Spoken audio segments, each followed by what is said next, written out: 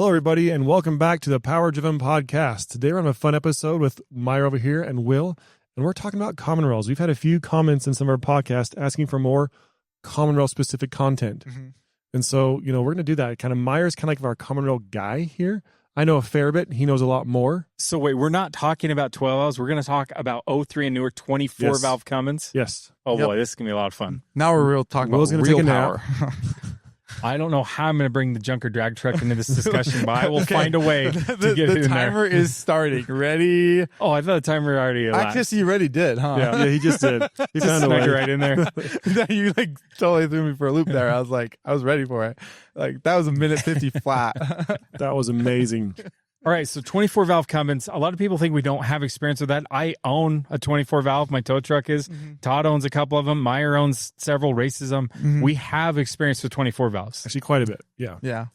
And so I don't know where to start this discussion, but maybe just let's start with tuning, because probably one of the first things you're going to do if you have one of these trucks and you want to start modding it a little bit, a tune's probably one of the first things. Intake exhaust gauges, sure, but to actually address real power differences, a tune's probably your first thing you're going to do. Tune's the biggest, best bang for buck, and easiest way to add power for sure on a stock truck. Responsiveness, basically everything can get better with a tune. Fuel mileage, all of it. Just because you're going through and you're just recalibrating all the different things to get it to act more like what you'd want it to act like. And any of them, 03 all the way to current ones, there's at least 100 horsepower in a tune on any of them. Yeah. More on other and a models. Lot more torque. But yeah, and then there's some torque limiting stuff in there to hold the help the transmission live or whatnot that could be modified. But so that's why tuning's so popular. It's very affordable, and it's 100 horsepower for $1,000 or whatever it is. Yeah, on the high end is a lot of bang for the buck.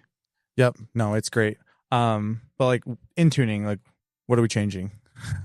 You give me your quick overview and I'll go through the rest. So from my vast knowledge, I know that back in the day, they used to make these pressure boxes that would lie to the computer and not tell it how much pressure it had in that common rail and raise it. And if you have more pressure with the same on time of the injector, you're going to deliver more fuel. And higher pressure fuel does seem to burn quicker, it atomizes. And so it does make more power in addition to you delivering more fuel. So I know there's pressure added. I know they're going to play with the injection timing, and I know they're going to play with the duration. But beyond that, I'm sure there's ways they're controlling the CP3 pumps and stuff that I don't quite understand, and smoke limiting tables that I don't know anything about. And you basically just went over the bread and butter of it. Those are the main three things. What pressure you're injecting at, how much you're injecting, and when you're injecting it. And those are the three things that you really go in and change. And there's some correction tables or limiting tables, or coolant, if the coolant time's low, do this, coolant time's high, do that, boost this, boost that. And so you go through and kind of get rid of some of that stuff. That way it works more, you just want it to be more consistent. You don't want it to be super lethargic when it's cold or something like that. Trying to just get rid of some of those safeties that they're putting in so the truck can't be beat on when it's absolutely cold. You want to go through and you can make some changes to that. But yeah, those three things. Factory was very, very conservative on timing. We can put more timing in there. We know from 12 valves, factory tune table on an 05, 07. I don't think there's a single cell in it that's in the teens. Oh wow. There's probably a couple right there, wherever. But basically the max timing on them is 12, 13 degrees or something. When you so if you floor a bone stock truck, and it's actually really fun to watch, if you especially if you're into tuning, get yourself either a MM3 for your older trucks or an EFI Live or whatever, and you can data log. Edge, you can. You're talking. And you can use log. Edge too. I don't know if you can see timing on the older trucks, but you can see it on the newer trucks. But get something where you can data log. I bet fancy scan tools and stuff will do it too. And you can watch what your timing's doing. It's wild to watch, especially from a 12 valve aspect where we're used to running positive timing the whole time. You to get in a common rail, an 05 truck, bone stock, and you floor it at 2,500 RPM, it's at -7 degrees of timing. Your 12 valve would never. Now, just to help educate people, dumb people like me, I assume it's going negative because it's trying to get more burn to happen in the exhaust to make the turbo spool and build boost, or why is it going negative? I'm sure there's lots of different theories. The designers and tuners in the OEM had a lot of things they had to work around with. I was going to do a quick pause here. So for those of you who don't know what the heck we're talking about when it says negative timing or positive timing, it's when the fuel is injected, and if it's negative, it means the piston has gone to top dead center and the engine's now 7 degrees past top dead center on its way back down the bore. And when 7 degrees past top dead center, that's when you start injecting fuel. Yeah. So very, very retarded fuel timing. Where normally it's advanced beef. When the piston's Before on the way up, So fuel comes in. your bone stock 12 valve will come with approximately 12 degrees of timing. That means 12 degrees before the piston has reached the very top, the injection vent is beginning. Then it lasts for however long. When in the aftermarket in 12 valves, 10 to 32 degrees depends on how much. Yeah, exactly. Thanks, Will. But in the aftermarket, we bump that up to like basically a minimum of like 16, 18 degrees. That really helps with just responsiveness and power and fuel mileage. And then from there, we take it further and further. These common rails are running at negative timing, even at full power. Now, when you look at the actual combustion event, if you look at the area on top of the piston, calculate the pressure ratios, and look at the leverage angle between the rod and the crank, so you can kind of get an idea of how much force the piston can actually apply to the crank. Because if that crank is straight up and down and you push down on the rod, it's not going to spin the crank. And so if you take all that stuff into account, the peak leverage ratio happens approximately 15-ish degrees after top dead center. And so on a 12 valve, you start injecting, let's just say at your 18 degrees, you get the fuel in there by, call it top dead center, right around there, depending on your power level, how much fuel you're actually injecting. That has a little bit of time to sit there, mix, burn, get the combustion event happening. So that way at that 15 degrees after top dead center, you've got a nice solid burn happening, pushing that piston down. Bone stock common rail, like say that 0507, is sitting there at like -7. I want to say it's -7 degrees. There's a couple reasons for that, but in the aftermarket, like that just means terrible fuel mileage because, I mean, you're not really taking full advantage of that fuel, and they're doing a bunch of trick stuff trying to make it all work. Because if you just threw -7 degrees at it, single event like a 12 valve, Oh, yeah. it would pop and sputter and just it would be terrible smoky mess. But they're adding pilot shot, all that stuff. Well, So there's a little pre-shot that comes in well before that. At big power, there's a quite large pre-shot that's coming in, getting the cylinder temp high enough to where when you put that fuel in so late, it can still burn. If you didn't have that pre-shot, the cylinder temps would be so cold, it would sit there and pop and sputter. It sounds like your engine could be up to operating temperature and it would sound like it's a cold start. Yeah. Just because has no heat in the cylinder to get the combustion event happening. I imagine they do that timing strategy for an emissions standpoint, keep the NOx down. Because that's going to lower your cylinder temperature, Mhm. which NOx is directly related to cylinder temperature. And a lot of that, I think that strategy on that 0507 is also they're trying not to hit the piston with the fuel. Like the non-reentrant bowl design. If you look at That's the wide one, right? Yep, the wide bowls. So your 04.5, 07 bowl design. If you can go on Google and you can look at some diagrams and stuff, but it shows kind of like where the injector's spraying. If that piston's all the way up at top dead center and you shoot fuel, you're hitting the piston with that fuel. Yep. And so when you understand that aspect and then you watch what your truck's doing, like say you hook up your scanner, MM3, EFI Live, whatever it is, you can see like it's trying to avoid spraying at top dead center. It either does it extremely early at light throttle or extremely late at higher throttle. Like it's just trying to avoid that whole area. And so anyway. And so there's a re-entrant bowl, which is like your standard 12 valve, a newer 6.7, like a 07 and newer. Your 0304. Or 0304 or 5.9s. Or basically it's a narrower bowl and the spray pattern is wide. It sprays the outside of the bowl and the fuel curls in towards the inside. Goes underneath and comes back towards the center of the piston. And on this 04.5 to 07.59, it's got a tight spray pattern, like 128 degrees, spraying right at the middle dome, and it's flowing outward across the bottom of the bowl. How much you know about this stuff. Yeah. You're a little you're like, here. you thought we were going to have to carry this conversation. I told you do great. But no, so like in the aftermarket, or in the OEM, they're working around a lot of different parameters, a lot of different things they're trying to work around. In the aftermarket, we have a lot more freedoms to try to like get the truck to run better. And so we can play with all those things. But it's just a fun thing to kind of watch the tune table, understand what's going on. Another thing, like you mentioned, is your pressure. Pressure is huge to making good, clean power. Now, you don't want to just run all the pressure all the time. You wear out things faster. You heat your fuel system up more. But like when it comes to making power, turning up that pressure is great. And if you ever like for you 5.9 guys, if you have a factory 5.9 rail pressure sensor and maybe you want to upgrade or you want to replace it for whatever reason, a 6.7 one is a great upgrade because that the factory 5.9 sensor only reads to 180 MPa, which is like 26,000 or so approximately. A factory 6.7 sensor, get it off the shelf, is a 200 MPa sensor. And so now you can read. And MPa is megapascals, right? Sure, it's on the little tuning graph thing. It says MPa, and that's what that is. But no, it's like 3,000 or so, 30,000, 29,000, 20,000, one of those right there in that ballpark. But that extra pressure means that you can not only inject more fuel in the same amount of time, but the higher pressure helps atomize things better and get the burn happening better. It just really seems to pick up power.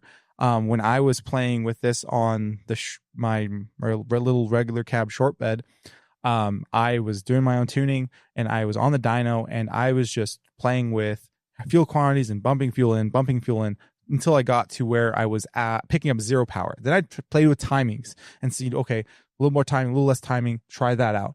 And then I try the fuel quantities. Like I had the setup like maxed. Like that is, I'm confident that if an actual professional tuner were to come in and try to like change something, they might be able to get another 5 horsepower out of it. Like I was confident, like I tried every combination. It was making good power. All I did was put a higher pressure rail sensor into it so I could actually read that higher pressure, which means I can now command the higher pressure. And I picked up 80 horse. And I had basically a max effort tune, hundreds of calibrations, chasing horsepower on a dyno, just going to higher pressure sensor. There was another 80 horsepower in the setup. The logic is like, oh, you put more fuel in. I actually pulled U at because of higher pressure. I pulled some U duration out of it. So I don't know exactly how much fuel, positive or negative, but the point is I added that extra fuel at the lower pressure and I didn't like it. It got smoky and I actually lost power. So a quick side bit here for those who are not really diesel literate. Duration means, he took out duration, means it's how long the injector is firing for, usually in microseconds. Yep, in microseconds. Yep. And so if you can decrease duration, you're decreasing the amount of time it's injecting fuel. And there's a lot of benefits for that, like especially in diesel where we kind of know about injection rate. It's called how quickly we put the fuel in. Anything you can do to increase injection rate usually has benefits in power. Yeah, and it's like when you give the truck or whatever vehicle, a diesel vehicle, common rail diesel vehicle, throttle, what it basically says is the computer's like, oh, this guy wants more power. Let's bump up the pressure a little bit and let's hold that injector open longer. Yeah, and that's how it controls power. That's There's really no throttle valve or anything. It's wide open. And so your duration, like that's the same. The higher duration is what your factory ECM is doing when you give it more throttle. And then when we go in there, we say, okay, you're old 100%. We have more for you now. So for a dummy though, so let's say that same situation, how does it do that without making a smoky mess? Because you do 100% throttle and gives you 100% fuel, it's obviously going to smoke. So if you're a 12-valve guy and you're familiar with your AFC, where it like mechanically with a diaphragm and a spring, real caveman-like, that's the rack advance, it has the same table built in. It says, okay, at this RPM and this much boost, only allow this much fuel. And then as it sees the boost goes up, it says, okay, you can take a little bit more fuel, a little bit more fuel, a little bit more fuel. And dialing that in is a really big part of making a truck run clean, because then you can just stab the throttle and it's not going to let it have the fuel until it's ready for it. I do spend a lot of time in that table you're talking about, because it is like, once you kind of have like your pressures dialed in and your duration dialed in, now it's like, okay, now my pedal is going to command a lot more than I can possibly use. And so, yeah, it's just going to say, okay, he's commanding, this much fuel, but according to our circumstances, we have this much pressure in the turbo system, and we can only allow this much fuel. And so it just kind of reads the turbo boost and whatever else. And it's a very important table if you want to have a clean running truck. And because there's no throttle blade in a diesel, the amount of airflow in the engine, I mean, it's like wide open all the time, but it tremendously changes from 0 boost to 30, 60, 100 pounds of boost, like on one of your race trucks. And so there's a wide quantity of fuel difference between idle, light throttle, and heavy. And so it has to be very responsive to that. Oh, yeah, for sure. Boost, I mean, very sensitive to the mass flow of air coming in there. For like a gasoline person who's not familiar with turbocharged vehicles or diesels, like if you had a 350 Chevy, small block Chevy, and you had your throttle blade all the way open, floored, you're getting 350 cubic inches of air through that engine. That's 14.9 psi. Unless it has special heads and cam, then 120% VE. But for now, we'll just say 100% VE. So that you get that same exact engine and you put a turbocharger on it that's at 2 bar, so it's 14.9 psi turbo boost, that engine is now consuming 700 cubic inches worth of air. Now you get a diesel where we double that again and again. All of a sudden we're taking in, thousands of CFM of air versus when you have no boost, you're at 350 CFM of air. Mm-hmm.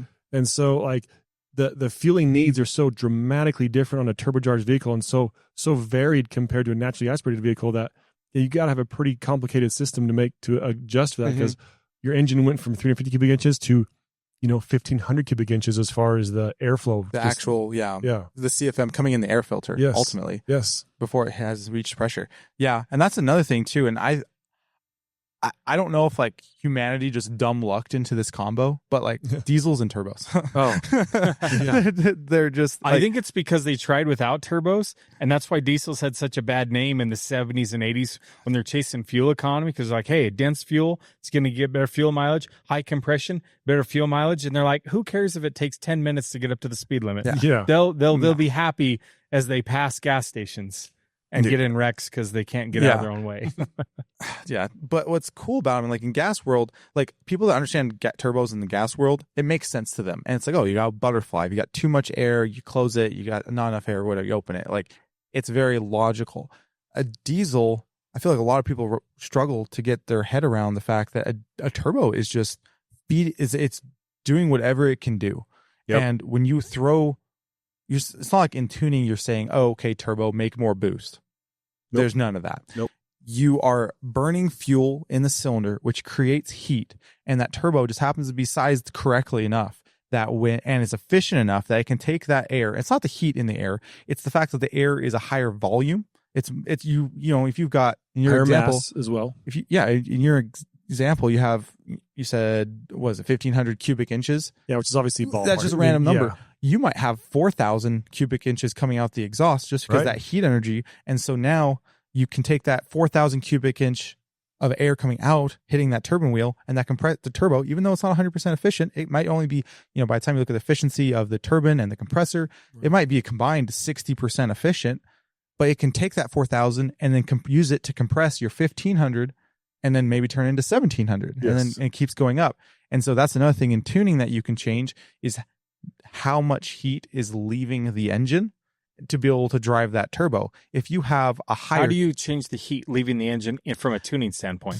I'm glad you asked. So the very simple aspect is timing, I would say one of the most basic forms of that. If you have a higher timing, that means you're injecting the fuel sooner. That injection event is happening, the combustion process is happening sooner, and then more of the heat from the burn is being absorbed into your cylinder walls, into your pistons, into your ports in the head, into your manifold, all that stuff. Cooling system, everything. Yeah, all that. It's just getting dissipated, and that's less left over for the turbo.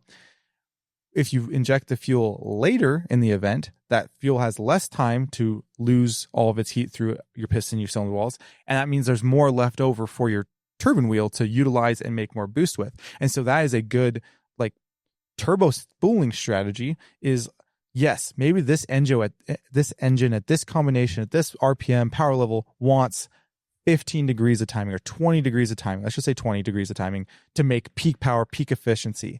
You might drop your timing down to 10 or even lower, get that turbo going, and then bring that timing back in. That way you're not sitting there waiting to spool up your charger, because I mean, as cool as it is to make good power and be super efficient, if it's super lazy because the turbo's not coming up, you're not going to feel very cool doing it. And so that's another thing. In the Common Rail world, factory had 3 injection events, at least on the older stuff. They had 3 injection events. Your main shot, that's your main injection event that most of your power is coming from.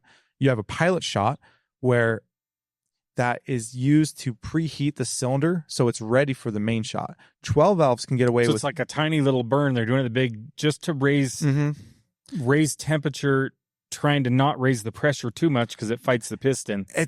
But there's so many levels to it. If you have too much, it gets too much heat in the cylinder to where the fuel burns instantly, and I don't feel like the fuel can actually leave the injector fully. So now you've got this super rich, not efficient burn happening right around the injector, and you have all this free oxygen happening around the outside of the piston bowl.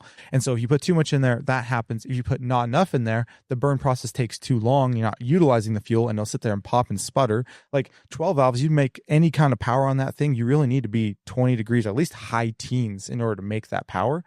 Common rails will sit there and make good power at 10 degrees because they had a pilot shot to get it to where it's lighting off that much faster, as well as the better atomization and stuff like that.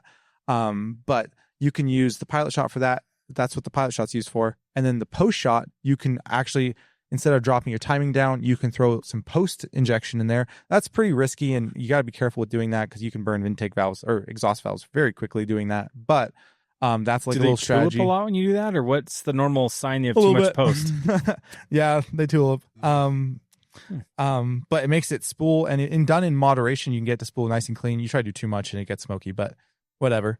Another aspect is your injection pressure, because if you have really high injection pressure, that burn is happening so quickly that, again, it's happening sooner. More is going into the piston, more is going into the cylinder walls. If you lower the injection pressure, you're not going to make as much power with that same given amount of fuel, but you get that 12 valve strategy where it's burning all the way out into the exhaust, and that really drives turbos really nice.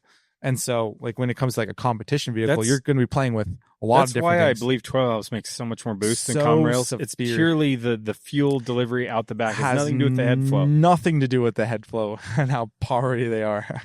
No. 4 valves per cylinder makes a big difference. You have a lot of square inches of valve area on a common rail versus a 12 valve. That's one big advantage of them. Yeah. That's why you like your P pump 24 valve. Because you have the superior injection system with the higher flowing head. I do. It does work really well. I would say like line them up, but I wouldn't want to actually line up because I would lose. But like I'd line them up on a dyno if they weren't both broken. Yeah, my engines are there. Yours on a stand over there. Yeah. Maybe another day. Yeah, another day. If you stick with a 12 valve head, you don't make enough power to break it, so it's fine. That's my strategy. You already know that's not true. Yeah, if only that was the case. But talking about like spooling turbos and stuff, this is something I think I've talked about it before, but like Todd and then John Schrotto have both pissed me off spooling big turbos on mechanical trucks, because like Todd had a GT55 on there, John Schrotto had a GT55. So we're talking 98 millimeter single turbo. A stock turbo is a 56 millimeter turbo, maybe 60 depending on your year. A big, like if you're a big doggin, you got like a 66 mil, maybe like a 72 millimeter turbo on your truck. If you're like insane, you have an 80 millimeter single, like that's pushing it. It's a little excessive. Well, this is a 98 millimeter. So like we took excessive and made it better. And they can both bolt that on their truck at their static timing, just like, plunger pushing fuel in an engine technology, and they spool it and they make very decent power. I thought, okay, with my common rail, I can beat these plebs. And so I bolted the same turbo on my truck and I struggled to spool it. And ultimately what I came to... Did you complain to your tuner about it? I did, but I would fire him, but I'm the only one I got. But ultimately what I came to is that the burn is happening so efficiently, it's happening too much in the cylinder, not leaving enough energy in the exhaust. So the first thing, I was like playing around with different things, like trying to figure it out. And finally I was just like, screw it. Like if a 12 valve can spool it, I'm going to replicate a 12 valve. So I took my injection pressure and I dropped it like by a third. Like, so it was a third of what it was. And I was hold up, time out a second. So what you're implying is that a common rail injects fuel at higher pressure than the mighty P pump. I would believe so. There's not a lot of good data on that, but I believe so. Yeah, and it's right. P pump's about 16,000. Common rail, you're like you were saying, 26,000, 30,000. Yeah, 30,000, whatever. Anyway, so I dropped injection pressure way down and I spooled it. It was dirty. It looked like a 12 valve, but I spooled it. It didn't really make any good power. I think looking back, I could, if I had ran 12 valve timings, I would have made that power back. Okay. But lowering the injection pressure got to do it. However, that made it really smoky, and so I don't really like running around like that if I can avoid it. So, and this is a competition vehicle. Like did it for a dyno day, and that was it. Like it's sat since then. What I ended up doing was playing with some timing and stuff, trying to basically replicate a 12 valve in the sense that it puts so much heat out the exhaust. I don't know what my EGTs like. So I ran really, really, really low timing, got it spooled, and then brought the timing in to try to like capitalize on it. Because with that low timing, it was only making like 500 horse at 50 some pounds of boost. The moment I brought in the timing, it would spike up to about 1100 horse. So like doubling the horsepower. So if you're curious, like how much timing really makes a difference, Yeah, quite a lot. quite a bit. But what's nice about that, I was able to spool it really clean. So you went from 600 to 1100 550 really. So it's like half. just by bringing timing. Timing. In. That was So the it shows only how change. important that is. Mm-hmm. Now, let's go from like an engine dynamics standpoint. You were burning the same quantity of fuel in both I actually situations. pulled a little bit of fuel out when it bring the timing in. So yes. So Unless basically there's the a same- hidden limiter, which we still seems unlikely. Yeah, I mean it's possible. I still need to like really like I was in a rush trying to get this to an event, but I do believe it was the same amount of fuel. Unless there's like because those older ECMs are kind of hard to work with, especially at 5,500 RPM. So there might have been something going on, but I do think it was the same amount of fuel. Okay. But then from that, assuming all that's right, that 500 horsepower gain came from the timing, which directly correlates to what you were talking about earlier. Your peak leverage on the crank is about 15 degrees after. So if you can make that peak cylinder pressure happen in that range, there's almost double the horsepower you could make. Yeah. And I was for the record, I bumped it up to about 31 degrees and I just did the math and I was at 31 degrees of injection. So when I took my timing up, I was injecting from 31 degrees to 0. But before the timing was up, it was injecting at 0 degrees and injecting 431. So half the fuel came in so late. The fuel came in after that peak leverage So like ratio. spraying cylinder walls is if it mates it Dang to the near. cylinder wall. Yeah. But it's crazy. Yeah. But it was like, it spooled it really well. It made it like, it spooled a GT55 pretty darn clean. Like it was actually kind of impressive. Yeah, it was wild. But So a lot of people, when they look at an engine, the piston has a lot of stroke. You know, on a 6.7, it's 4.88 inches of movement from the top to the very bottom. So you have 4.88 inches of stroke. You have all that time to push. Why, after the piston, let's say at 31 degrees, the piston's what's it move down the bore? Maybe an inch. I don't know. Why can it not make power pushing at that situation versus when the piston's higher up? So when we were a little while ago, we talked about the leverage ratio and how 15 degrees is the happy point. That takes two things into account. The rod angle on the crank, when that rod angle is at 90 degrees to the journal of the crank, that means, or the throw of the crank, that is at peak leverage. If you push 100 pounds down on that rod, it's got 100 pounds of force getting transferred to the crank. That happens about 70 degrees after top dead center. However, Which, by the way, happens to be where you want your peak valve lift to happen if you could get it. That's where the most CFM demand is happening. yeah, because your piston's traveling the fastest. Traveling the fastest. But Yeah. anyway, it's just interesting. That's a number you look at when you're designing cylinder heads is where is this cam? What valve lift do I have at 70 degrees after? And it's not your peak because you still open after, but the quicker you can ramp the cam, that's how they're gaining on the airflow side is making sure that airflow is there when the engine has its highest demand. Because if it's at 90, then the piston's moving as fast as it's really going to. But yeah, anyway, so that's the peak leverage ratio from rod to crank. The other aspect to the 15 degree magic number is how much pressure is in the cylinder, because at top dead center there are thousands of psi in that cylinder, and so there's a lot of force pushing that piston down. As the piston travels down, it's the cylinder pressure is being decompressed, and so by the time it gets to 70 degrees after top dead center, there's not a lot, relatively speaking, there's not a lot left. There's not a lot of pressure left to actually be able to act on that piston and push it down.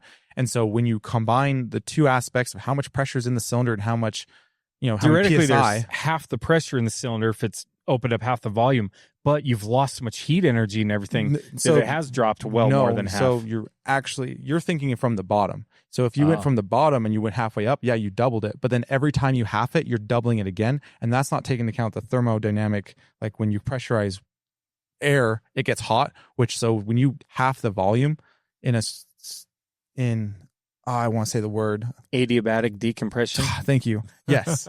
Thank you, Tim. Oh, thank you, Will. But when you half the area, without any heat transfer in or out. That's a big word for a homeschooler versus a college bachelor degree graduate. I was like, wow, this dude knows this stuff. How he does.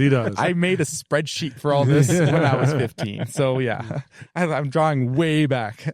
But yeah, so when you half the volume of air without any heat transfer in or out, you more than double the pressure, because air, there's a certain amount of heat molecules like in the air, and so you make that. When you half the volume, now that heat is more condensed in the air anyway, you more than double it. So yeah, but theoretically, every time you half the volume, you're doubling it. So when you're halfway down, I could tell you if I looked at my spreadsheet, but you're probably a 40th the pressure. But in layman's terms, the pressure's dropped tremendously, so it's hard to even generate that kind of force. Especially with diesels, we found they burn the fuel, they consume it very quickly. You get something like methanol or nitromethane, when they do a cylinder pressure trace, they maintain that cylinder pressure much longer because the fuel burns slower. So that's one of the weird things on diesels. They make a ton of cylinder pressure, but it also drops very quickly. Yeah. But anyway, I don't remember where we're going on that front. But, you asked about leverage ratio or whatever. But, yeah. So trying to get the injection event timed correctly picked up 500 horse is where we're at. That's insane. And there's another, the other aspect is like also how clean the injection event's happening. Like the fuel hitting the pistons effect, or how it's swirling in the cylinders effect. You may not pick up any power with higher timing or lower timing or whatever it is, but you might make it cleaner or dirtier just because of how the fuel's actually mixing in the bowl. And so that was something I did a bunch of testing with on my tow truck, is I loaded up a tune file that was the exact same amount of fuel that I just played with different timing of injection. And I just sat on the dyno, and the more throttle I gave it, the more timing it gave it. So like at 20%, I was at full. And so from 20 to 100, I could just play with the timing of the event to see like, okay, how much horsepower did that make? And so I just like put a steady load on it. And so I could just see on the dyno the readout saying, oh, you're making, to hold 80 miles an hour, we're having to put 300 horsepower worth of load on this thing. And if I get more throttle, it might go up, it might go down. I kind of figure out what like the sweet spot is at different RPMs and stuff. But also, so talking about tune development using a dyno. Yeah. And then how clean it is too. Like I learned, and what sucks about this is I spent a lot of time. Like my truck was like kind of hazier than I wanted it to be. And it was good for most people. I wanted it to be squeaky clean, and I wanted to have good towing horsepower. So I spent a lot of time on the dyno doing that, and coming to find out my injectors were the wrong spray pattern for the bowl. Oh. And so if anyone ever needs to do that combo, I got the mix. Otherwise it's completely useless. I did learn a lot. So your injector spray pattern matters. Yeah. Now the reason I'm asking that is I know on these, 03 to essentially 07 trucks, for a while guys were selling these Marine 143 spray pattern. They called them a Bosch Motorsports injector, and they were calling them anywhere from 25 to 75 to 100 horsepower over stock. And they did move more fuel, but they weren't the right spray pattern. And manufacturers say, oh, it's right. Well, I told you the 04.5 to 06 is a 128 pattern, and you put a 143, and you can tell me right now it's not as clean when it has that different spray pattern. What's actually funny about that, I think, and I don't have hard data on this, with what I know about wide bowls and the narrow, with the wide bowl piston, it uses a steeper angle. That means the actual jet of fuel is going more down and less sideways. When you have a higher degree angle, it's shooting more sideways. Well, when you have that factory 05 piston, 05 injector, it's shooting at top dead center. It's like shooting the bowl with the fuel spray. And I think if I had the correct injector for that setup, it would have ran cleaner with factory tuning. But because I was able to change all that, I was able to make it cleaner with that wider bowl, because it allowed me to spray at top dead. Now, I didn't get the full effect, like a narrow bowl piston just runs cleaner. And some people will argue with that and say like wide bowls also run really clean. Most of the people I've seen that are a big fan of wide bowls have massive injectors. Like my shorty back in the day, I got it to burn pretty dang clean with wide bowl injectors, wide bowl piston, because I had a massive injector in there to where I didn't have to run ridiculous timing in order to get the injection event to happen well before the piston was all the way up. Because the moment it's all the way up, you're basically spraying the piston with it. And so, But dumbing this down, it sounds like a good tuner can tune around spray pattern, but he needs to know what's there. Well, for sure. It makes a huge difference. He needs to have experience tuning that. So, I mean, we talked about that a little bit. What other... Pressure's a big deal. We kind of hit on that a little bit, and you talked about it. But, I mean, this is like an example of like the OEMs following the aftermarket, because, I mean, the aftermarket, we bumped pressure years ago, and the OEMs have followed, so they keep adding more and more pressure, where to now the modern trucks, the pressure is so high. There's some applications like 36,000 now from the factory. Yeah, some like German cars are running 270 MPa sensors, which is I think around 36,000. Which they're near mechanical limits of designing stainless bodies that won't split, and needles and seats that can handle any kind of contamination or water. So it's not that the OEMs are dumb; they also have to warranty a lot of vehicles, and so they're trying to tune around weird fuel and stuff, but in the order to get cleaner or more power density, they're going to more pressure. So there's obviously some gains or something. A big trend that way, that more pressure is a key to more power. Yeah, for sure. But like another, like you said, like getting things to withhold it or withstand it. We're not telling you to go put a 270 MPa sensor in your car or your factory truck or whatever, because your factory injectors will not be a fan. And a lot of injectors, even aftermarket injectors, they're not going to live very long at that pressure. And so like for a purely competition vehicle that hits that pressure for a couple seconds and you let out of it, maybe, but really a 200 MPa sensor is very safe for basically all injectors. You can play around. DDP sells a 240 MPa sensor, which is great for competition vehicles. Their injectors are good to and are rated to run that pressure. Most, like, you don't want to run it going down the road. Like, you're going to beat the pintle out of the injector eventually, but like good for blips on the dyno, drag racing, whatever it is. But that is a great way of getting more fuel in a cylinder with a smaller injector, which means that while you're driving around town, it's also acting like that smaller injector, running cleaner. Yeah, like on Ruby, like I have the higher pressure tunes, but I don't even get that pressure in my toe tune. It's only my max power tune I go that high. Yeah, you're running factory 6-7 pressures. And is that you're doing that strategy for reliability because it wears stuff out to run at the high pressure, or what's the advantage? Yeah, basically, like the advantage is reliability, because I mean it doesn't hurt. It's running pressure is great, but you're just everything has a life. Every machine has a service life. The reason I say that is I have a 08 Dodge, and I got some emissions intact tuning years ago from a guy, and I noticed, because I had a monitor in there that I could see what the pressure was, he dropped the injection pressure over factory. And I'm like, why is he doing that? I knew that pressure had a power, but I was like, I thought it must have been a reliability thing he was going after. Back when 6.7s first came out, they were having trouble with injector life, and I didn't know if that was just carryover because I was early in the years there, because to me it seemed wrong. Generally, I'm just a huge fan of pressure, so I don't know. Pressure makes it clean. It's a more efficient way of adding power than duration, but duration is generally safer to a certain point. So you just kind of decide, and that's where a good tuner will make that right decision. Now, what about a towing example? Now, I think I know the answer to this, but I'm going to ask it so you guys can. I noticed my 08 with factory stock tuning, it would hit 1400 degrees sometimes, stock tuning.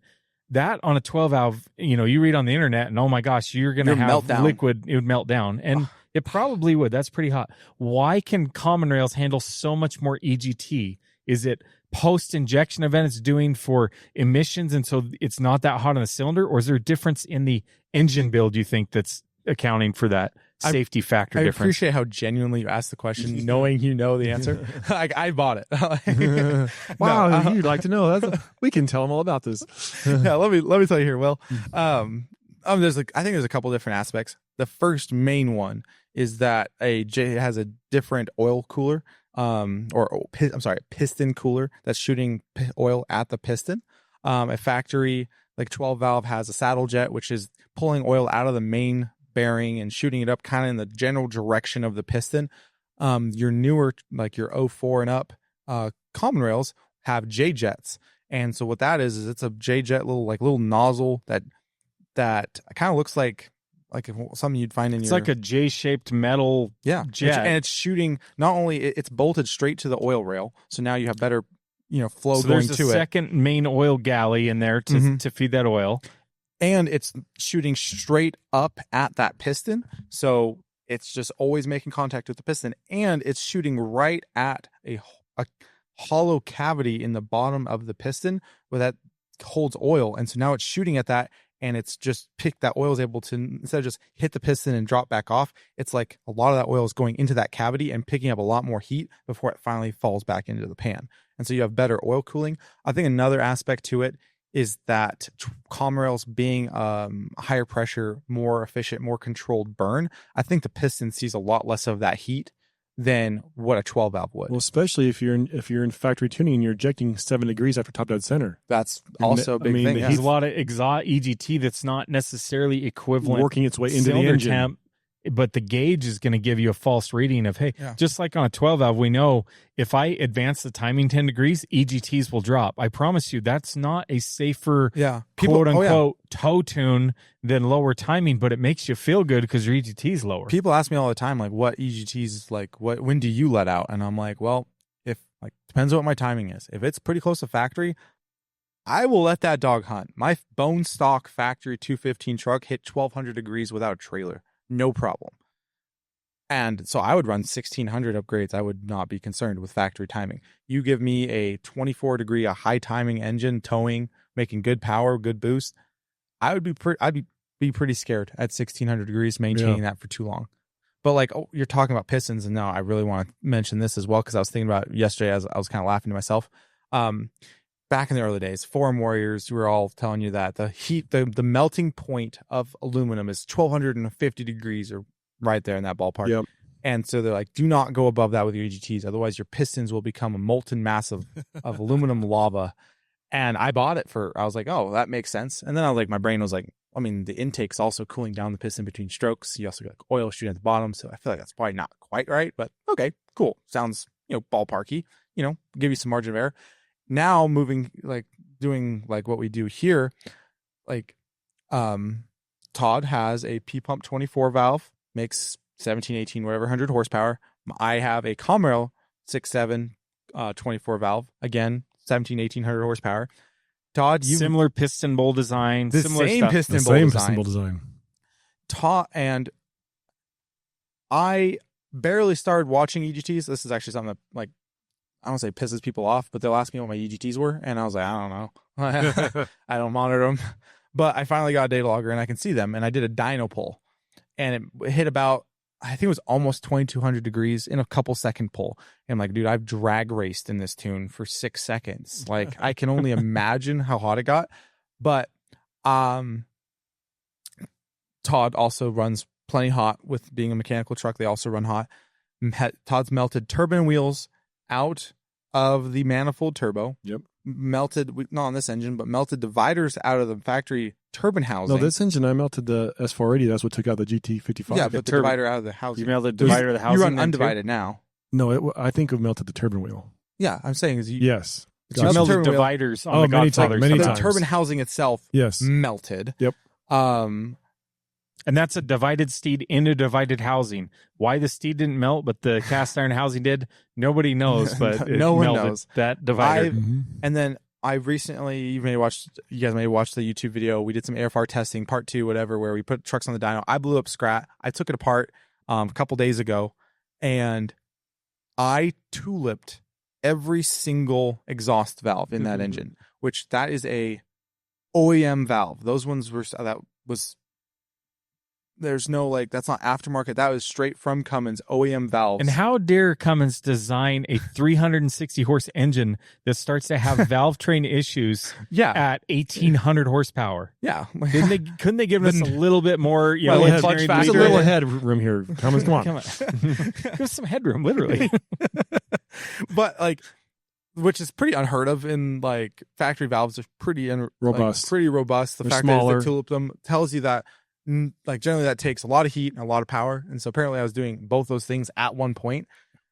Pulled apart the engine, and the pistons looked money. Not molten. Not every edge. I was even laughing to Will because our valve reliefing program now gets rid of some sharp edges that are left on the piston. And I did those myself. however many years ago, and I left every sharp edge. I don't know what I was thinking. Like now me. So there's heat riser sharp edges, and they didn't even start to melt and feather. It's a little itty bitty, like 30,000th little cone right there at the hot part of the piston, and they were just as sharp as ever. I'm like, these pistons never got close to melting. Yeah. And so, yeah, melting point of piston is not a concern compared to a lot of other things. Yeah, EGTs are really more concerned as your turbine inlet temperatures, they call it sometimes, is like that's like what you start melting turbine wheels, which in turbine housings is really what I have happened. Because you're right, like to actually melt a piston, that's a failure with a fueling issue, like dumping fuel in or something, wrong timing. You either got a plugged J-jet oil cooler, whatever, piston cooler, or like, I mean, people have melted pistons, scuffed pistons, whatever, in towing applications, and the turbine wheel is probably just fine. But what's your oil temp? Because your oil is what's cooling off that piston. Yeah, and generally what I usually do when I'm towing is if my coolant temp is getting hot and I'm on a hill hard, I know that that's what cools the oil. So I know my oil temp is also coming up and getting hot. And so to me, I am less liberal or willing to push the EGT envelope when my coolant temp is hot because I know I don't have as much oil cooling. But what I really think these guys that are actually melting their pistons, usually their pistons are scuffed. Their piston overheated. I think it generated friction from the bore because it didn't have enough piston to wall. And they're getting heat in the piston from the bore friction. Plus the oil is hot and they're not doing that and they're sustaining.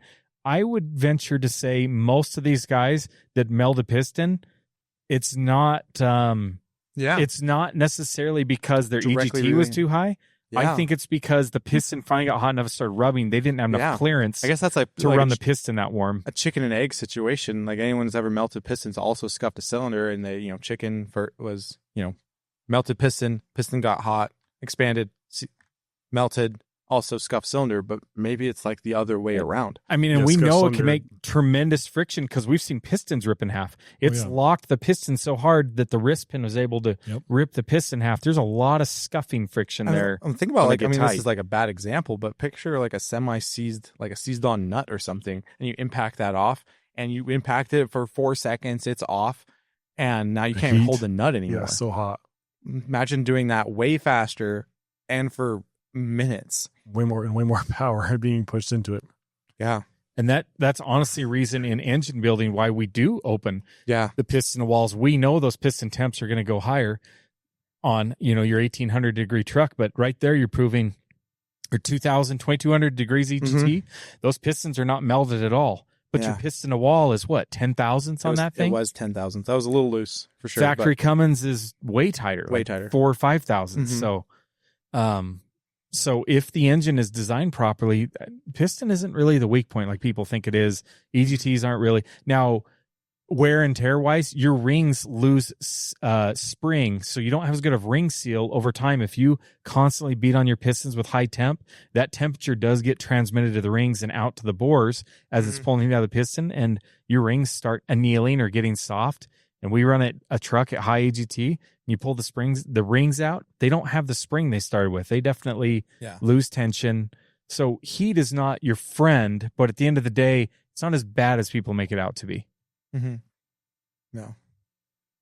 So we spent a lot of time talking about tuning. I'm not sure we've even gotten through all of it.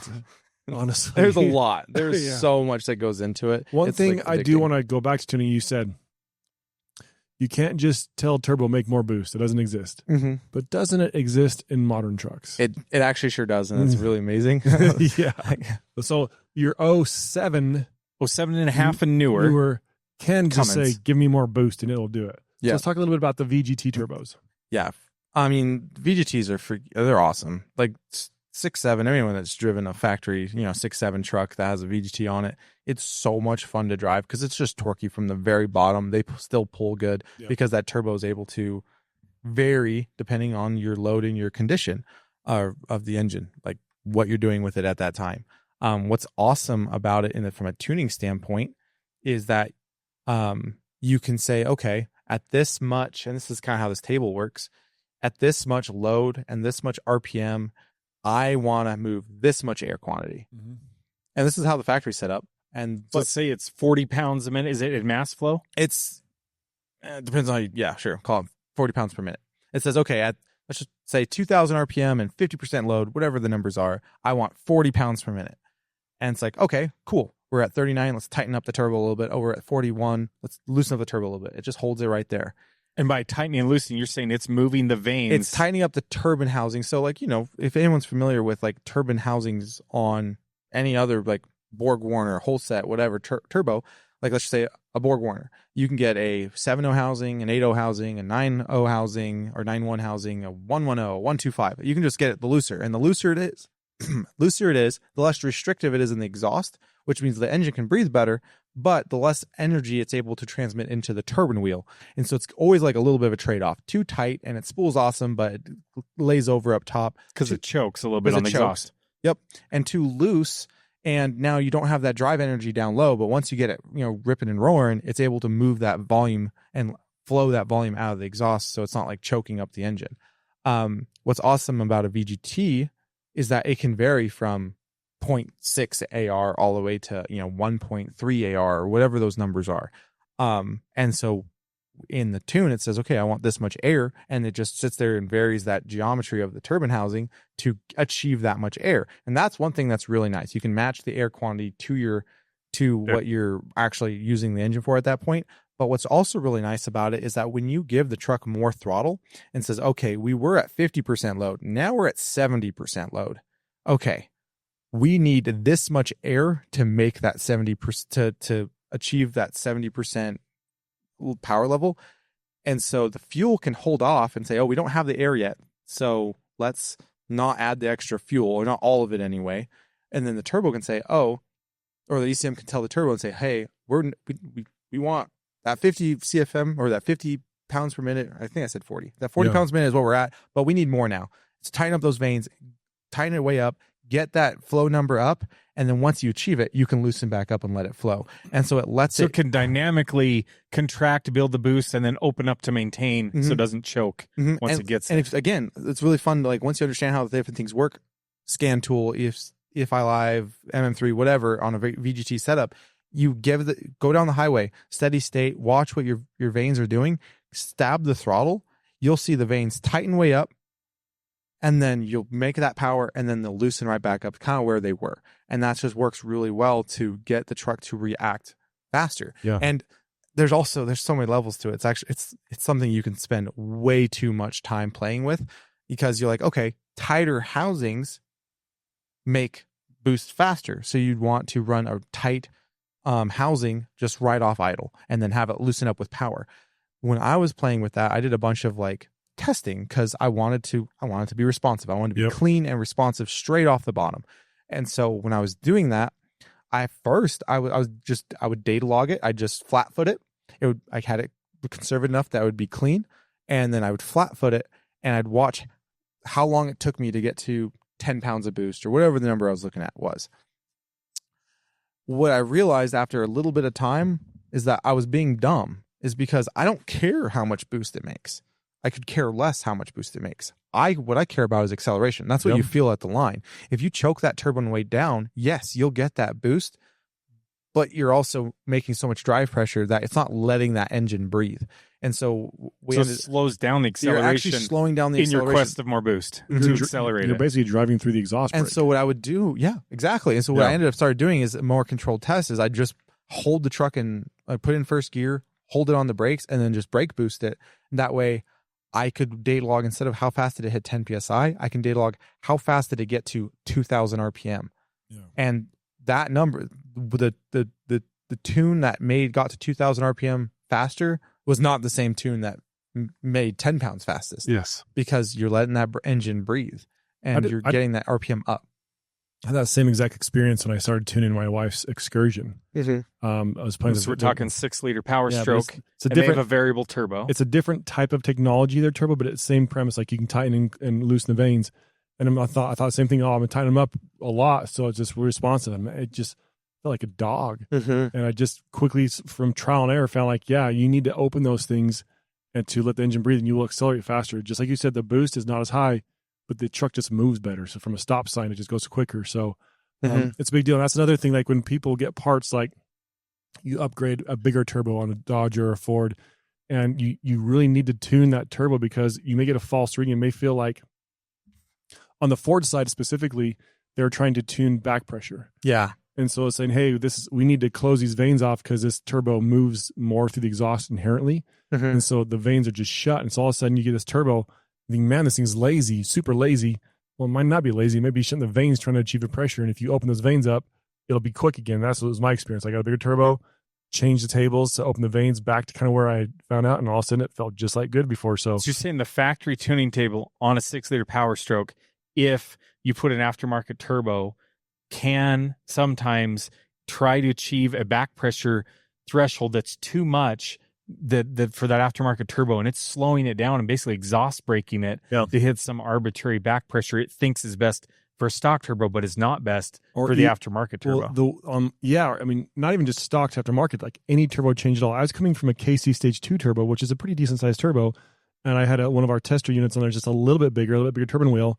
And I was like, my gosh, this is awful. And I started noticing the VGTs. I'm like, oh, this thing's like closed off.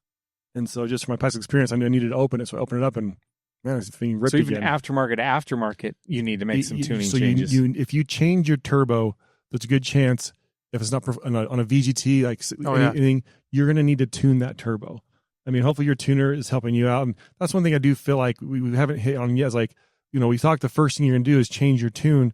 But if you're going to start adding hard parts that affect things like injectors, turbos, cylinder heads, I mean, if you change those things, you will need to adjust your tune. Yeah. Like to get the best performance out. And so don't just like, if you have a tune on your truck and you just throw parts at it, expect to change it again because it would be dumb to throw parts at it and not think you should change the tune. That's very true. Yeah. So anyway, especially with like custom tuning and like where they're actually custom and saying, what do you have? Okay, here's the recipe that I've found that works great for you. Yeah. Yeah, it's definitely worthwhile. So, so you've talked about the engine cooling, 4-valve heads, the better piston cooling, all that stuff.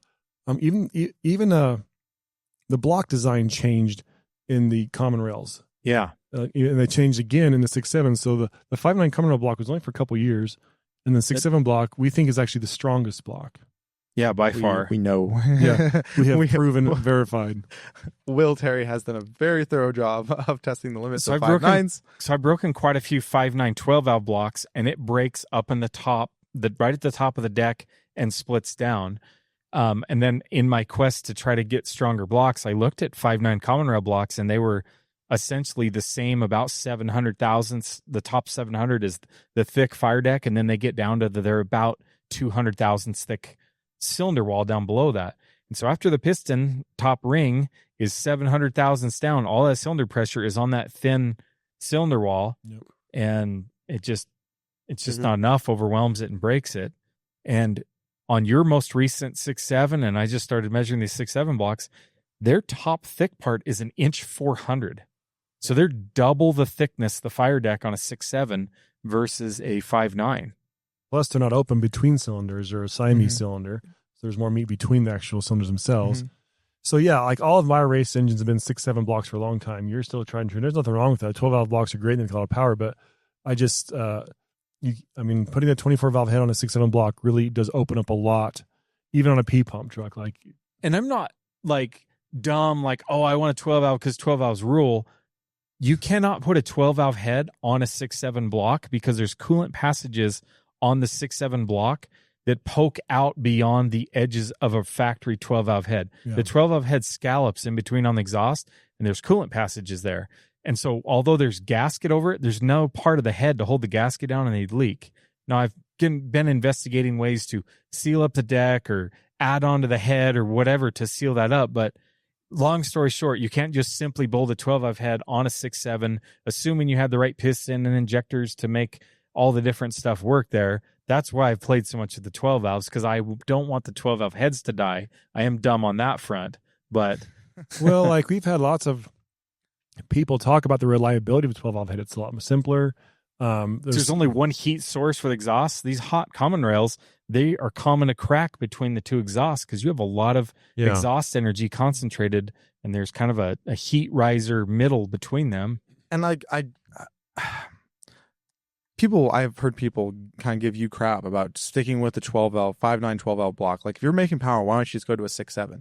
I mean, the same argument could be made for us. Like if we're trying to make power, why don't we just go to a C15 or something that could make way more power, way more reliably. It's because you know what's fun is taking your platform and pushing it to the limit and finding that limit and fix it. It doesn't matter what it is. Like I have a Predator engine in my scooter pit bike. Guess what? I make 10 horsepower with that. I felt super cool dynoing that thing. It came with 7 out of the gate, 10 horsepower. That's awesome. 10 is nothing. Yeah. But it was fun to find what the limit was and try something new and see how it acted. See how if it revved any different. What it was doing. That's fun. So it doesn't matter that you're sticking with 12 volt blocks. I feel like some people give you crap over it, and I totally understand it. It's like me with the Shorty. I put a certain turbo setup on it. It was a HE351 HT4B, and I basically milked that turbo setup for everything I could get out of it. And Josh, at that time, had put like 5 different turbo setups on his truck. And I would argue, I mean, he learned a lot because he was changing so much all the time, playing with different things. But I feel like I learned a different set of things because I wasn't just saying, oh, I need more air. Obviously, I need bigger turbos. No, I was like, okay, where is the limit here? What can I do to find that limit and push it? And so it's just like a whole different aspect of learning that's also very equally valuable. I mean, when I went through these 5 blocks in the last 2 years, I went to our core pile of 12 valve blocks and I'm like, oh, IH casting is supposed to be the best. Already broke that one. Oh, Brazil casting, Tupi Brazil, broke that one. Tried that one. Ooh, 53 block. I haven't tried that one yet. Everyone else would be like hard pass. And I'm like, I'm going to try 53 block. You know what? I'm going to fill it with block filler too. And shoot, while I'm at it, let's sleeve it down smaller than the standard bore. And guess what? It's working. Because I had broken a 53 block before that I didn't even know about until I found. So I'd already tested. But anyway, what I'm getting at is like, but that happened to be my kind of record holder before. And not that I'm saying that 53 blocks are stronger as far as cylinder wall, blow up strength. You know, they're close enough that you can't really draw conclusions till you test a lot of them. But I will say that, yeah, my current race truck has a 53 block in it.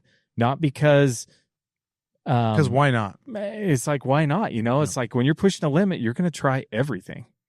So we are about out of time here, but I do want to discuss one more quick thing that I think people may be interested in. And that's CP3s. The CP3 technology has changed a lot over the last 5 years, really, 5-10 years. Like, what is the CP3 first off? High pressure injection pump that feeds a rail that feeds the injectors. That's like the amount of fuel you can push into your engine. That's kind of like your limiting factor. Your injectors are what meter it, but the CP3 is actually the thing that delivers it. And so for a long time there, they had, which you and I both run, we have, twin CP3s. I mean, some people run like 3 or 4 CP3s back in the day, but now CP3s full a lot more. So let's do quickly like an update on like where is CP3 technology at? I know there's a lot of CP4s, there's all kinds of different pumps, but we still are pretty much playing with CP3 stuff for big power. Yeah. Single CP3s have come a long way. Like you can make some really good power on like a single. I mean, a 12 mil is even good for like 1,000, 1,100, and they're very streetable. Or you can get like a 14 mil, and people are doing 2,000 horsepower on one of those. Like with spray, I think fuel only. I don't think that's been hit yet. And that's the plunger size, not the cam lift, right? That's the stroke. Oh, that is the stroke. Yep. So it's the backwards of a P pump. So they're not putting bigger plungers in them. They're just stroking them mostly. I am not the most knowledgeable on that. I don't think so, but I could be wrong on that front. I haven't seen it like in any marketing literature, so I could be wrong, but I don't think so. I think it's purely just how much stroke that CP3 has. I mean, there could be some obscure, like maybe Industrial's XP pumps have a bigger plunger. I mean, there's lots of different people working on that, doing stuff. But in general, it's just more stroke. Yep. And so I think factory has like 8.6 millimeters is what kind of sounds right to me, but I could be wrong. And then you can get a 10 mil. And 10 mil is kind of your common stage one upgrade. It's like good for like 800-ish horsepower. We're talking wheel power. Yep, rear wheel horsepower. Your 12 mil is good to about 1,100. And again, it's very dependent on what RPM range you're making this power in. If you have, if I put a single 12 mil on Scrat, like I'm making good power. Like my turbo is very happy operating at higher 4,000 RPM. And if you spin that CP3 faster with higher RPM, you're going to pump more fuel with it. So I could probably make 1,500 horsepower with a 12 mil. Maybe it's only 13, 14, whatever it is. But I could make way more. Whereas like my tow truck, I had a single 12 mil and I was draining the rail, making about like 1,050 just because that tow truck setup, tow truck compounds, loves making power down low, and that down low, that CP3 is not spinning as fast, it's not pumping as much fuel. But So kind of skipped over the stock ones. A stock 5.9 600 or not even quite that mostly. It really depends. Like if you've got if you put a 1,000 horse setup, like Tim, our salesman, one of our salesmen, he has a compound setup, one of our out of 472 compounds. That setup's good for like 900 horsepower. He's got a stock lift pump and a stock CP3, and he makes high 600s with a stock CP3 because he's just has so much excess air. He's got a good injector, so that's not a problem. If you try to do it with a stock injector, you're stretching it out so far, you're not really being efficient. But he's got a good injector, and so really the limit is that CP3, and it's able to make I think it's 683 horsepower or so, which is pretty good. You have a single turbo setup, you're never going to touch that. And they say a 6.7 stock CP3 is a little better, but it's mostly the lift pump on it. Yep. Feeds a little bit better. The pumping elements are essentially the same. And then the difference between, or when I would go, how I would choose between a dual CP3 and a single CP3 setup is what I'm doing with it. If this is a competition vehicle where driving manners don't matter that much, and you don't want a belt that throws off. I mean, when you're zinging 5,000 RPM to burn out for a minute, you can throw a belt off, and that kind of sucks. It ruins your day. So having a single CP3 is simpler, it's lighter for drag race trucks, and you don't have that belt that could throw off. I feel like a single CP3, if you can do it with a single CP3 on a competition vehicle, that is a great option. If you have a more dedicated tow truck, you can run a single 12 mil on a tow truck and have good manners. The tuner will definitely have to know what you have and hopefully be able to work through any kind of surging or issues that you have, because that FCA on the pump it's more sensitive. Small change. FCA is like the electric gateway meter that controls what goes in, which actually ultimately controls the pressure that comes out. So it's actually really cool how it works. And basically you have your lift pump in the tank or on the frame rail, whatever, feeding 10 PSI, let's call it, to your CP3. That goes in. In the back of the CP3, there's a little metering valve. Back up. Let's talk about the problems. If you just had the CP3 making full pressure all the time and bleed off the extra, it would sit there and overheat your fuel system in quick order. And it would be terrible for fuel mileage because you're taking all that energy and literally just blowing it away through a relief valve. So it might be a 10, 15 horsepower load you got there that's gaining nothing for you. And that's like a stock CP3. You start doing big CP3s, that'd be terrible. And so they need a way to vary how much fuel actually gets pumped. And so what they do is they have, again, your air dog or your lift pump pushing 10 PSI to your CP3. That goes into a little rotor pump on the back of the CP3. That bops it up to about 300 PSI. Then your FCA goes in and decides how much of that 300 PSI gets bled off, because the plunger pump in the CP3 is not capable of sucking its own fuel. It's not the orifice size. If you're familiar with a 12 valve, your spill port on there, it's not big enough to just suck its own fuel. And so it has to have a good pressure there pushing that fuel in the cylinder into that plunger in order to be able to fill it. Well, that's what the FCA does, is it takes that 300 PSI and it can drop it down to 0. And at 0, the pump's not going to pump anything because you're taking that 300 PSI, and now the plunger that's trying to suck in fuel won't be able to do that. And so, but when you want full fuel, the FCA turns off and it doesn't dump anything. Now you're all 300 PSI. 300 PSI is enough to fully fill that plunger and then push it out again. The problem that you have with bigger pumps is that now you have more volume to fill when it's down, and at higher PM, you have to fill it faster. And so you have to have a more capable FCA that can bleed more pressure or have more pressure to work with, to where you have it's more sensitive. And so that's where you get that surging issue. And that's what's nice about dual CP3 setup, is that you can have a stock one you have two stock ones. That's a good 1,000, 1,200 horsepower setup. And then when you're going down the road, you're running the single CP3. The one CP3 is doing all your work. You get factory characteristics, and the second CP3 doesn't really kick in until you're about, like, call it 2/3 power. And then that other one starts kicking in and you start getting that extra fuel quantity. So it's going to drive basically exactly like stock with the ability to run the extra fuel. Yeah. So still, like, for street trucks, a dual CP3 is definitely better manners, like a 14 mil or 12 mil. I think, Because I had a 12 mil on my truck, and it did have I didn't notice it wasn't stock. Yeah, and It if had you're like a some- performance enthusiast like It's you, fine. Yeah, you nobody know what's going on, it's fine. Like, Yeah. just drive around a little bit if it starts to flare up. But if your stock one goes out and you throw a 12 mil on and it's your wife's horse hauling truck, Not the play, probably. A 10 mil is still mild enough. You almost don't even need a retune, I don't think, on one of those. But it's not a bad idea just to make spread it out, give you a little bit better sensitivity. my tow there. truck just has a stock 6.7 pump with a little I modified bet it gear works pump. really good. Works fantastic. Tows your trailer just fine. But yeah, So yeah, I still think so. For most people, probably a dual CP3 is still the play, unless really, I mean, who even like you have duals. I'm sure Josh still has more because 14's not enough to do what he wants to Yeah, do. so I always kind of, any time anyone asks me this, I always give them that same spiel: competition, single, whatever, dual, and generally it all ends up in the same question back towards me. It's like, why do you have duals on your race truck? Because the factory 14 wasn't enough.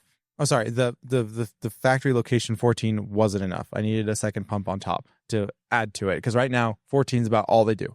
That's the biggest pump they make. Now they're working on making them better, bigger, better, and mine's an older version, so maybe if I got a newer version, cool.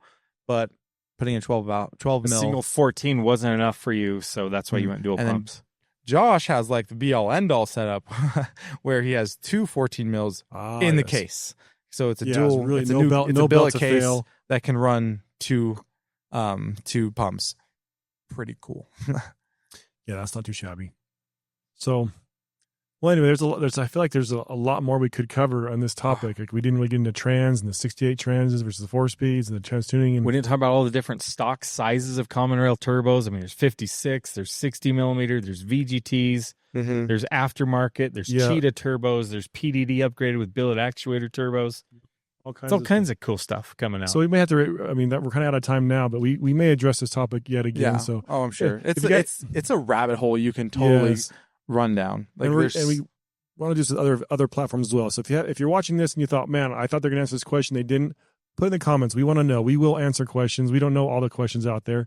We have things we find interesting, but if something you want to know, let us know, and we will address it in a future episode as well. So, but I think we're out of time for this one. Yeah. And I hope you enjoyed this conversation. I mean, it's always interesting talking about this kind of stuff, and I had fun. So, anyway, that's it for us today.